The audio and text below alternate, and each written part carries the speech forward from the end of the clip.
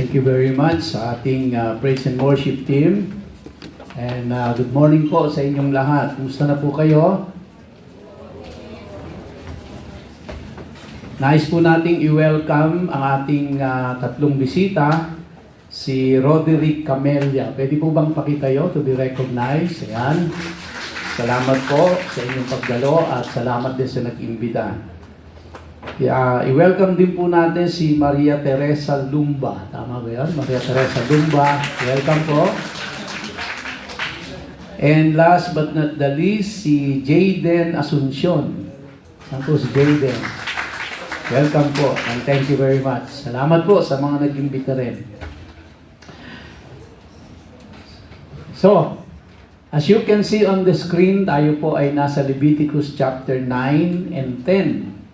At ang subtitle nito ay Holiness, Sacrifice, and Reverence. Bago po tayo magsimula, tayo muna ay manalangin. Aming Ama at aming Diyos, aming Panginoon, buong puso at buong pagpapakumbaba, na lahat po kami ay sama-samang dumudulog sa iyo sa mga oras na ito. At amin pong hinihiling na tulungan mo kami na maunawaan namin ang iyong mga salita at maintindihan namin ang mensaheng nais mong ipaabot sa bawat isa sa amin. Tulungan mo po kami, O Diyos, bigyan mo kami ng kaliwanagan at gabayan mo kami sa aming pag-aaral. Sa iyo po ang lahat ng papuri at pagsamba at pagdakila sa pangalan ni Yeshua. Amen and Amen. Ayan. So, Leviticus chapter 9 and 10. I'm not sure kung matatapos po natin ito. Malamang hindi. Baka chapter 9 lang. Tapos sa susunod na Sunday ay first Sunday na tayo, no? So sa second Sunday po yung chapter 10. Ayan, ang bilis ng panahon. Magkakalahating taon na. Alright. Ang Leviticus 9 po ay ito po yung start ng priestly duty ni Aaron bilang high priest ng bayang Israel. So yung chapter 8 po, tinalakay natin doon, yung ordination ng high priest at saka yung pong yung high priest at saka yung mga local priest kumbaga. And then dito is sa chapter 9 is mag-i-start na officially na si Aaron ay high priest na ng Israel. At yung pong chapter 10, ito po ay ipapakita sa atin dito ang danger of irreverence toward God. No? Na kasi simula pa lang na mag-assume ng office yung pong mga common priest at saka yung high priest ay meron ng violate. Meron ng hindi sinunod. At makikita po natin dito kung ano ang naging kapalit nun. Basahin po muna natin ang Leviticus 9. Anyway, 24 verses lang naman ito. Verse 1 says, on the 8th day, take note of that, on the 8th day, Moses or Moshe called Aaron, his sons, and the leaders of Israel. Magkakaroon ng isang general assembly, yung po mga leaders ng Israel. And he said to Aaron, take a male calf for a sin offering, and a ram for a burnt offering, both without defect, and offer them before Adonai. Then tell the people of Israel, take a male goat for a sin offering and a calf and a lamb, both a year old and without defect for a burnt offering, and an ox and a ram for peace offering, to sacrifice before Adonai. Also a grain offering mixed with olive oil, because today Adonai is going to appear to you. They brought what Moshe had ordered before the tent of meeting. And the whole community approached and stood before Adonai. Moshe said, "This is what Adonai has ordered you to do, so that the glory of Adonai will appear to you." Moshe told Aaron, "Approach the altar, offer your sin offering and burnt offering, and make atonement for yourself and the people. Then present the offering of the people and make atonement for them, as Adonai ordered." So Aaron approached the altar and slaughtered the calf of the sin offering, which was for himself. The sons of Aaron presented the blood to him, and he dipped his finger in the blood and put it on the horns of the altar. Then he poured out the blood at the base of the altar. But the fat, the kidneys, and the covering of the liver of the sin offering, he made go up in smoke on the altar, as Adonai had ordered Moshe.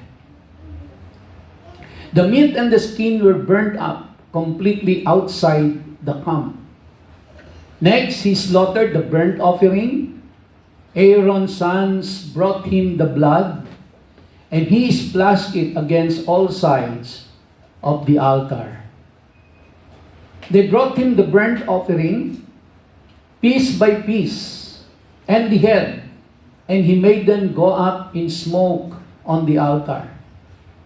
He washed the inner organs and the lower parts of the legs, and made them go up in smoke on top of the burnt offering on the altar. Then the people's offering was presented. He took the goat of the sin offering, which was for the people, slaughtered it, and offered it for sin, like the earlier sin offering. The burnt offering was presented, and he offered it in the prescribed manner. The grain offering was presented. He took a handful of it and made it go up in smoke on the altar, in addition to the morning's burnt offering. He slaughtered the ox and the ram. The people sacrificed as peace offerings. Aaron's sons brought him the blood, which he splashed against all sides of the altar. And the fat of the ox and of the ram, the fat tail, the fat which covers the inner organs, the kidneys, and the covering of the liver. They put the fat on the breast, and he made the fat go up in smoke on the altar. The breast and right thigh Aaron waved as a wave offering before Adonai, as Moshe had ordered. Aaron raised his hands toward the people, blessed them, and came down from offering the sin offering, the burnt offering, and the peace offering. Moshe and Aaron entered the tent of meeting, came out and blessed the people. Then the glory of Adonai appeared to all the people. Fire came forth from the presence of Adonai, consuming the burnt offering and the fat on the altar. When all the people saw it, they shouted and fell on their faces. Hindi po natin tatalakayin verse by verse ang chapter 9 ng Leviticus. Titingnan ho natin kung ano yung matututunan natin dito sa paghahandog na ginawa ni Aaron at ni Moses. Nakita po natin doon sa mga nakaraang pag-aaral natin na itinuro ng Diyos sa kanila kung ano yung gagawin nila bago pa matayo yung tabernacle. And then, inihanda sila ng Diyos dito, and now, nakatayo na yung tabernacle, ready na po siya, at inordained na yung pong high priest at saka yung mga common priest ay inordain na. At ang lahat po ng gumawa nito ay si Moses. Si Moses po ang nagsilbing mediator. Sabi po sa Exodus chapter 33 verse 11, Adonai would speak to Moses face to face, as a man speaks to his friend. Then he would return to the camp, but the young man who was his assistant, Joshua, the son of Nun, never left the inside of the tent. Sa lahat po ng mga naging leaders ng Israel, si Moses lang po ang talagang natatangi. Dahil siya po ay namagitan between God and the people at namagitan between God and the priesthood. So at this point in Leviticus chapter 9, established na ang priesthood nila. And doon po sa chapter 8, nakita natin na nag-officiate si Moses ng mga kanilang sacrifices. At siya ang gumanap sa lahat ng yon. Dahil wala pang established na high priest, wala pang priesthood. So, it has to start somewhere. So, kaya po si Moses ang lahat ng nag-officiate nun. Now, si Moses po ay naipasa niya ang leadership after he died kay Joshua. Pero hindi po namagitan si Joshua between the people and God and the people and God and the priesthood. Si Moses lang po ang gumanap nito sa lahat ng naging leaders ng Israel. Kaya hindi po tayo magtataka kung bakit hanggang sa mga oras na ito ay ganoon na lang po ang kanilang paggalang, pagrespeto kay Moses hanggang sa mga oras na ito, sa kapanahunan natin ngayon. Dahil siya po lang ang leader na kinausap ng Diyos ng face-to-face, and at siya lang po yung leader sa Israel na sinabi ng Diyos na kung ano ang sinabi niya ay parang ako na rin ang nagsabi nun. Oh? Kung ano yung sabihin ni Moses, as if ang Diyos ang nagsabi nun. Alam naman natin na hindi po lahat ng sinabi ni Moses ay hindi na-record sa Bible. At hindi naman, merong iilan na malinaw na sinabi ng Diyos yung sinabi ni Moses ay ito ay galing sa Diyos. Pero hindi po lahat. Pero ang sabi ng Diyos, kung ano ang sabihin ni Moses, ako na rin ang nagsabi nun. Ganong kabigat yung pong authority na ibinigay ng Diyos kay Moses. So, bagamat hindi po naisulat ang lahat ng sinabi ni Moses, at hindi lahat ng sinabi ni Moses na naisulat, ay naglalaman po na ito ay sinabi ng Diyos. Pero ang maliwanag po doon, alam ng bayang Israel, lahat ng bibitawang salita ni Moses ay parang ang Diyos ang nagbitaw ng salita na yon. Nanggagaling sa Diyos yung authority. So, what can we learn from this? Anong principle po ang matututunan natin dito kay Moses? Well, naniniwala po ako na hindi lahat, no, na sinabi ni Moses ay directly dictated by God. Pero, bakit po ganoon ang sakop at lawak ng kapangyarihan na ibinigay ng Diyos kay Moses? It is because si Moses po ay, kumbaga po, siya ay tinuruan ng Panginoon. Siya ay ginabayan ng Diyos at natuto siya sa mga prinsipyo ng Panginoon. And based on that, ito ang ipinamumuhay ni Moses. Yung principle na natutunan niya sa Diyos. Kaya ito rin ang lumalabas sa kanyang bibig. Ito rin yung kanyang sinasabi. No? Hindi ito directly narinig niya at dinikta sa kanya at tapos sinabi niya. Kundi yung kanya pong mga salita, yung kanyang mga instructions, yung kanyang mga sinasabi, ay galing po yun sa prinsipyong natutunan niya buhat sa Diyos at ito ang lumalabas sa bibig niya. So, ibig po sabihin, mga kapatid, para po tayo ay maging katulad ni Moses, na para bagang pag nagsalita at kumilos tayo ay parang ang Diyos ang nagsalita at kumilos. Ito ay magagawa lang po natin kung ang ating ipinamumuhay ay ang prinsipyo ng Diyos. Ito ang lalabas sa bibig natin, ito ang ipoprocess ng isip natin, ito ang ia-action natin. Pero saan po magsisimula ang lahat ng iyon? Magsisimula po ang lahat ng iyon kung papaanong si Moses ay nagsimula. Siya po ay natuto, siya ay nag-aral sa paanan ng Diyos, kumbaga. So, para po ang isip natin, ang salita natin, ang gawa natin, ay naaayon sa kalooban ng Diyos, kailangan po ay matuto muna tayo sa Kanya. Kaya ito po yung kahalagahan ng pinag-aaralan natin ang salita ng Diyos.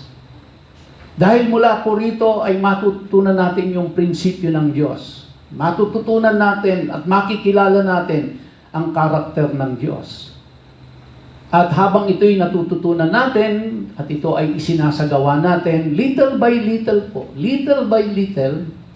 ang lumalabas na sa bibig natin ay hindi na po, kumbaga po ay hindi na katulad ng dati.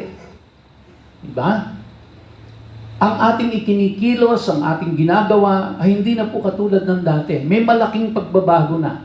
Although wala po ni isa man sa atin, kahit si Moses, ay makakarating sa punto na magiging perfect tayo dito sa lupa. Pero malaki po ang ipinagbabago. Diba? Alam natin si Moses, bagamat yun po ang sinabi ng Diyos sa kanya, pero bagamat namumuhay siya sa prinsipyo ng Diyos, nakita natin at one point in his life, nagkasala pa rin si Moses. Sumuway pa rin sa utos ng Diyos. At hindi ho tayo exempted doon. But as we listen and learn the Word of God and the principle of God, at ito ay ating sinusunod, ito ay ating ginagawa, unti-unti po, nagbabago yung mga salitang binibitawan natin, nagbabago yung kilos natin, nagbabago yung ugali natin. At ang aim po natin, little by little, ay maging godly tayo in all our ways. In our words, in our thoughts, in our actions. Di ba? So, kaya si Moses talagang mula pa nung panahon niya hanggang sa kasalukuyang panahon natin ngayon, ay ganun na lang ang galang at respeto ng mamamayang Israel sa kanya. Dahil po, ang itinuro ng Diyos sa kanya ay ipinamuhay niya. Hindi siya naging perfect, pero sinikap ni Moses na sundin ang lahat ng ipinagagawa ng Diyos sa kanya. Kaya dito po si Moses, siya ang naging mediator nung itinalaga na si Aaron, ang kanyang kapatid, bilang high priest. At nadaanan na ho natin, di ba? Na si Aaron ay bago pa yung pagtatalaga sa kanya, siya pa yung namuno sa paggawa ng golden calf. Makikita ho natin dito sa mga talatang dadaanan natin na ipinaalala ng Diyos kay Aaron kung ano yung ginawa nila doon sa golden calf. Kaya napansin niyo ba na anong ipinahandog ng Diyos kay Moses, kay Aaron para sa kanya? Ang ipinahandog po ay calf. Ano yung ginawa nila? It's a golden calf. At iisang Hebrew word ang ginamit doon. Ang ibig sabihin nun, young male na calf ang iahandog. No? Dito ay para ipakita ng Diyos kay Aaron ang pagkakaiba ng kung ano yung golden calf na ginawa nila at ano yung pinahahandog ng Diyos sa kanila. Ipinakita ng Diyos dito kay Aaron na ang hayop ay mas mababa kaysa sa tao at hindi dapat sambahin. Okay? So, ito pong ginatnap ni Moses na ito ay is a foreshadow of Christ as the ultimate mediator. Kaya si Moses po ay siyang naglalarawan ng darating na Messiah, na si Jesus Christ ang naging ultimate mediator between God and man, at siya din po ay naging ultimate mediator between the priesthood and God.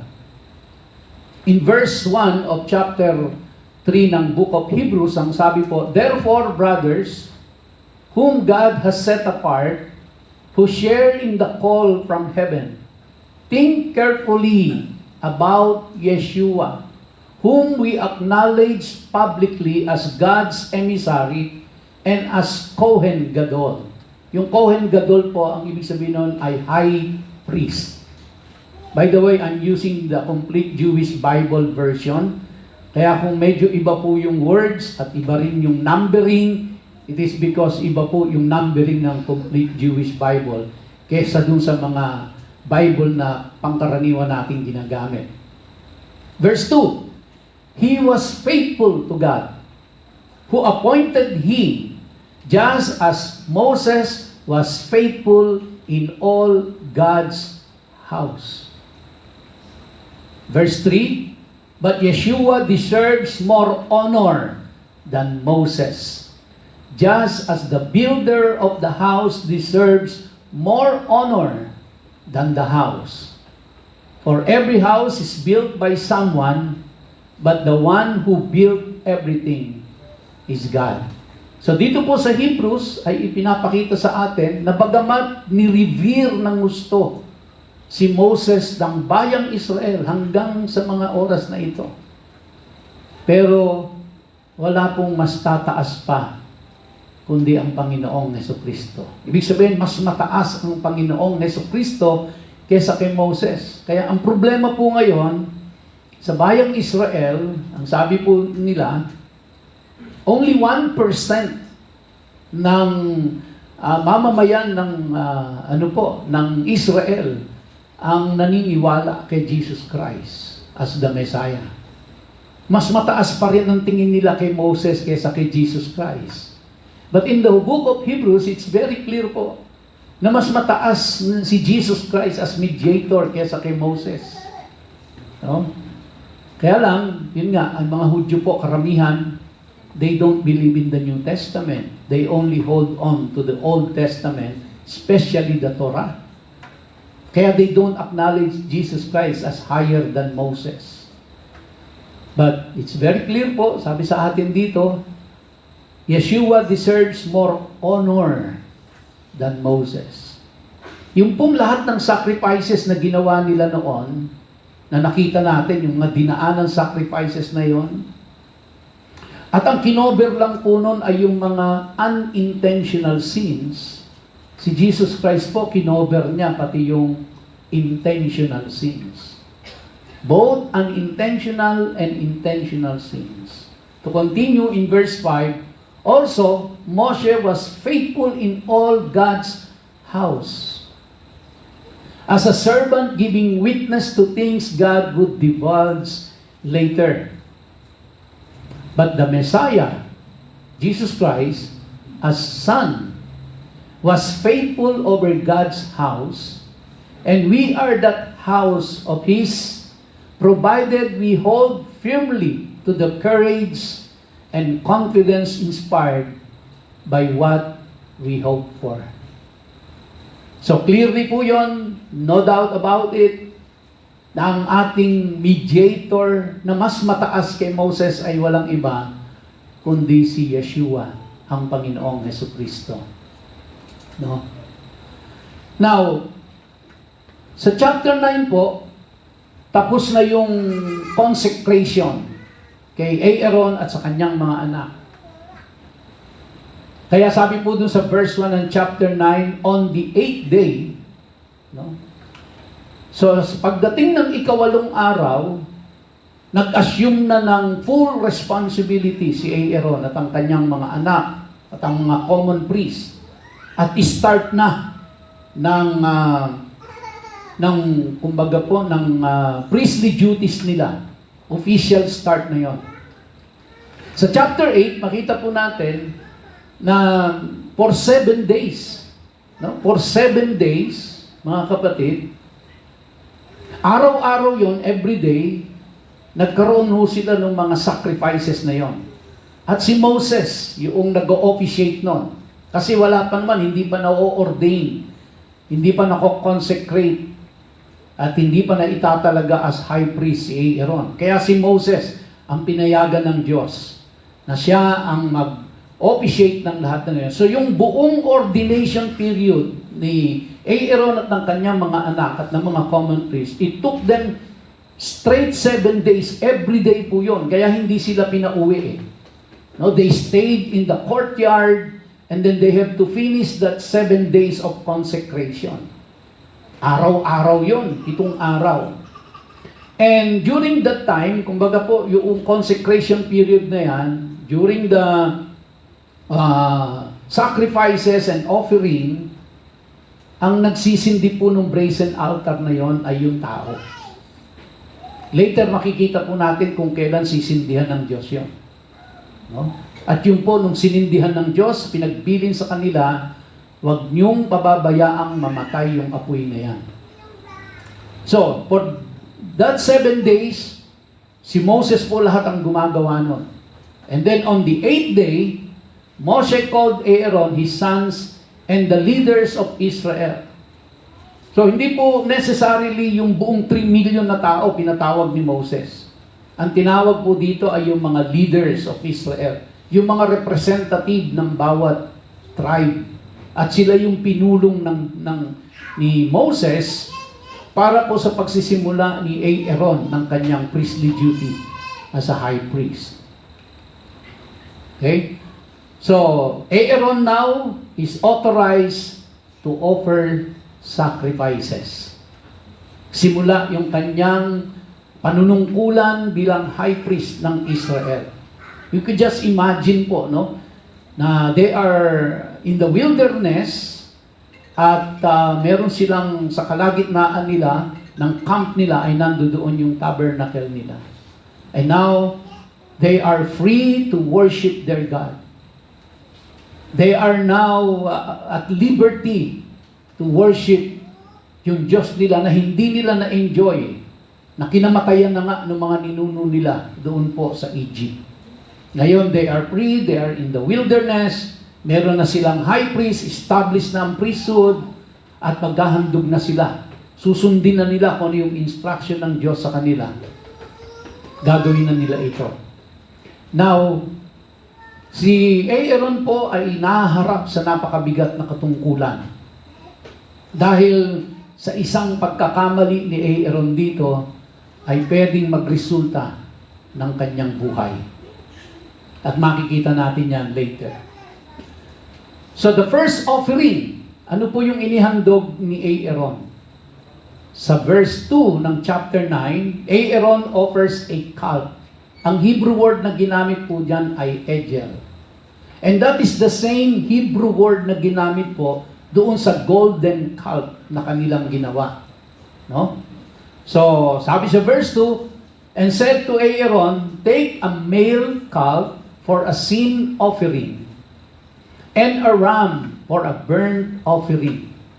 Yung sin offering po dito na male calf, ito po ay reparation offering nila. And then, alam na natin yung burnt offering, both without defect and offer them before Adonai. Ano po ang ipinapahayag nito sa kanila? Now, itinalaga na si Aaron as high priest. Pero bilang high priest, kailangan maghandog siya para sa kanyang sarili. Ito po ay nagpapakita na kahit anong taas ng posisyon mo, spiritually, o sa bayan, o sa simbahan, huwag mong kalilimutang ikaw ay makasalanan. Ito po ang ipinapahayag nito. Bakit ang unang-unang maghahandog ay yung bagong talagang high priest upang ipakita kay Aaron at sa buong mamamayan ng Israel na kahit ano pang taas ng posisyon mo sa simbahan, makasalanan ka pa rin. Walang sino mang tao, mga kapatid, ang pwedeng ideklara ng tao na siya ay banal. Ang Diyos lang ang may karapatan na magdeklara ang isang bagay ay banal o ang tao ay banal. Hindi po pwedeng ang tao ang magdideklara na ang isang na kapwa niya tao ay banal. It is only God. No? It is only God para makapag-declare. So ito po yung ipinapahatid na mensahe ng Diyos sa kanila. Kay Aaron, unang-una na at sa mamamayan ng Israel. Dahil ikaw ay tao, makasalanan, kailangan ikaw ay maghandog din. Yung chapter 32 verse 4, sabi po sa Exodus, he received what they gave him, melted it down, and made it into the shape of a calf. They said, Israel, here is your God, who brought you up from the land of Egypt. So ito po ay reminder of the golden calf incident. As I have said, gustong iparating ng Diyos kay Moses, kay Aaron, sa kanyang mga anak, and to the entire nation of Israel, na ang hayop ay hindi sinasamba. Ang hayop ay mas mababa kaysa sa tao. Okay? So kaya yung presentation po noong calf na inihandog ni Aaron reminds him kung ano ang posisyon lang dapat ng hayop. No, mahal ng Diyos yung mga hayop na yan. Pero hindi dapat sila ang sinasamba. Hindi sila mas mataas kaysa sa tao. Okay? In Leviticus 9:15 it says, then the people's offering was presented. He took the goat of the sin offering, which was for the people, slaughtered it and offered it for sin, like the earlier sin offering. So para kay Aaron, ang handog niya ay yung pong male cow. Pagdating po doon sa mga tao, ang ginamit ay goat. Kung natatandaan niyo po, yung pinakamahal na offering nila ay yung pong bull na 3 years old. So, may kanya-kanyang level. Bakit po kaya ganon? Bakit kay Aaron ay calf? Bakit sa mga tao ay goat? Ito po ay nagpapahayag na habang tumataas ang posisyon mo, ang katungkulan mo, kumbaga po sa simbahan, mas bumibigat ang responsibilidad mo at mas malaki ang pananagutan mo. Kaya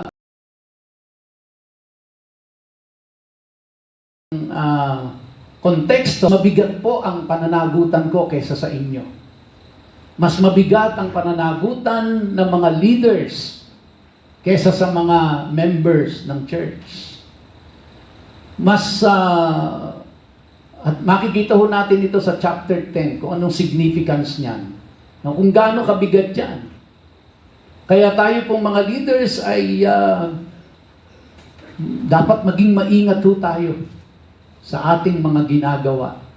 Dahil mananagot tayo, hindi man kaagad-agad, pero darating po yun for sure. Mananagot tayo sa Diyos.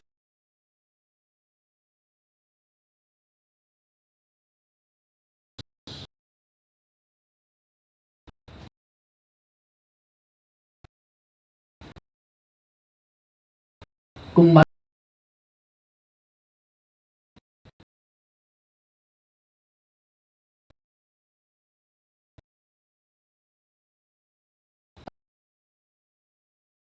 hindi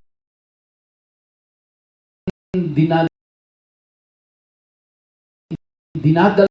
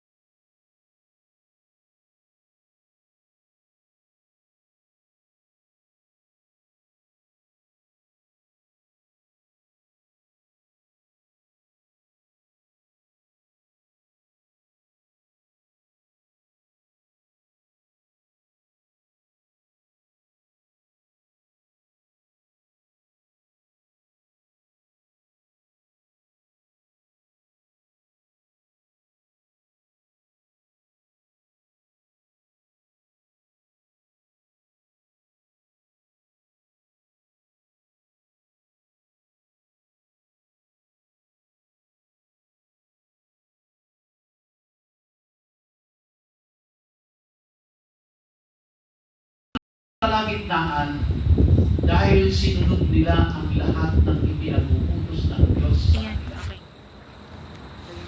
Kung ano yung instruction ng Diyos, sinunod nila. Pinakinggan nila, sinunod.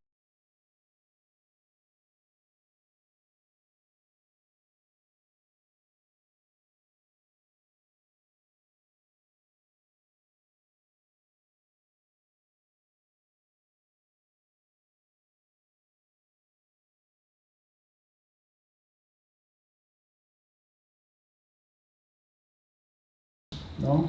Kumpara sa panahon natin ngayon, noon ang itinuturing na tabernacle ay yung ginawa nilang building.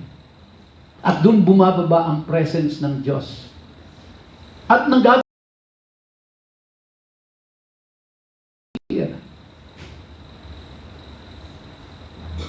Pero tayo po ngayon sa kapanahunan natin, we are now the temple of the Holy Spirit.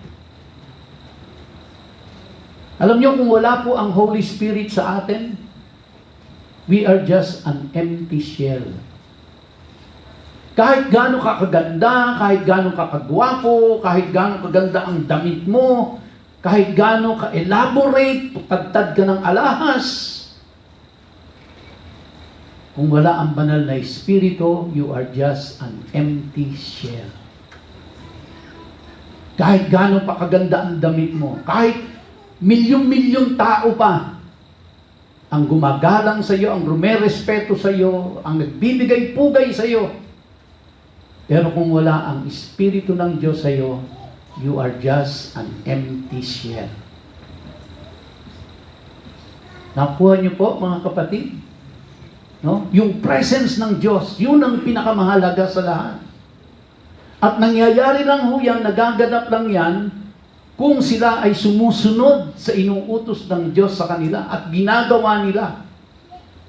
Now, in our case, naging temple of the Holy Spirit lang po tayo dahil tayo po ay nagsisi sa ating mga kasalanan, inamin nating makasalanan tayo at nagpakumbaba tayo sa harapan ng Diyos, humingi tayo ng tawad sa Kanya, at tinanggap natin siya sa ating buhay bilang ating tagapagligtas at Panginoon ng ating buhay. Doon lang po naganap na tayo ay naging templo. Hindi po natin ito nakuha sa edukasyon. Hindi po natin ito nakuha sa titulo. Hindi po natin nakuha ito sa estado ng buhay natin. Nakuha lang natin ito sa pamamagitan ng pagpapakumbaba at pananampalataya sa ating Panginoon. At nung tinanggap natin si Jesus sa ating buhay, pinanahanan na tayo ng Espiritu Santo. Mga kapatid. Kaya, and that's the only time na naging makabuluhan yung buhay natin. Hindi na tayo empty shell. Kaya, kahit na po ano pa ang natapos mo, ano pa ang narating mo, ano man ang katayuan mo sa buhay, ano man ang title mo, kung wala ka kay Kristo, you are just an empty shell in the eyes of God. Sapagkat yun po yung mahalaga, kung ano ang tingin ng Diyos sa iyo, hindi kung ano ang tingin ng mga tao sa iyo. Ang unang pinakamahalaga po ay kung ano ang tingin ng Diyos sa iyo. So kaya yung mga tao po dito, na-experience nila yung glory ng Diyos, yung presence ng Diyos in their midst. Tayo po, sa panahon natin, we have the Lord Jesus Christ. At dahil nasa atin ang Panginoong Jesucristo, everywhere we go, we experience the presence of God. Because you are now the temple of the Holy Spirit. Isang ordinaryong mamamayan, isang ordinaryong tao na katulad ho natin, according to the Word of God, we are the temple of the Holy Spirit. We are the temple of God. Amen? No? So hindi ho tao ang magdi-declare na ikaw ay holy. Hindi ang tao ang maglalagay niyan, kundi ang Diyos. Mga kapatid. And then, in verse 24 ng chapter 9, God sends holy fire to consume the offering. So nilagay na ho nila doon yung calf, lagay na nila yung goat, lagay na nila yung minka, no, the grain offering and all that. Verse 24 says, fire came forth from the presence of Adonai, consuming the burnt offering and the fat on the altar. Sa brazen altar po. When all the people saw it, they shouted and fell on their faces. Imagine nyo po, nandun kayo. Sa harapan kayo ng brazen altar, nag-o-officiate na yung high priest, yung bagong talagang high priest na si Aaron. Inilagay na yung mga, doon, yung calf, inilagay na yung goat, no? Inilagay na yung offering nila. And then suddenly, kita mo, galing sa langit, bumababa ang apoy. Kino-consume yun. Walang nagsindi nun, kundi ang Diyos. Kaya po doon sa ika-8th day, yung official start na ni Aaron as high priest, ang nagsindi na po ng brazen altar na yon ay walang iba kundi ang Diyos. Ano kaya ma-imagine natin? Ano kaya gagawin natin? No? Yung mga tao po, they shouted. 3 million people witness. Fire came down from heaven and then consumed the offering. Kaya sabi ng Diyos sa kanila, walang ibang magsisindi niyan. Huwag kayong, kumbaga huwag niyong hahayaan na mamatay yan, yung apoy na yan. Siya lang ang may karapatang magsindi niyan. And makikita ho natin sa susunod na chapter kung ano ang ginawa ng anak ni Aaron. No? Si Nadab and si Abihu.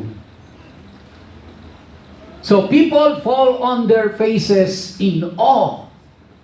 Talaga pong namangha po talaga sila. Kasi very physical. Nakita nila yung fire came down from heaven, kinonsume yung kanilang mga offering. And they all shouted. Now, I do not know kung ano sinigaw nila. But in awe, they shouted and they fell on their face. They worshiped the Lord. Why? Nakita nila yung power ng Panginoon. So, the significance of God's presence, without God, the tabernacle is just a tent. It is just a beautiful tent.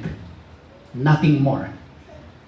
Pero pag nandun na yung presence ng Diyos, nag-iiba na ho ang kahulugan ng lahat. Kaya, what makes all the difference sa kanilang meeting na yon? It's not the number of people.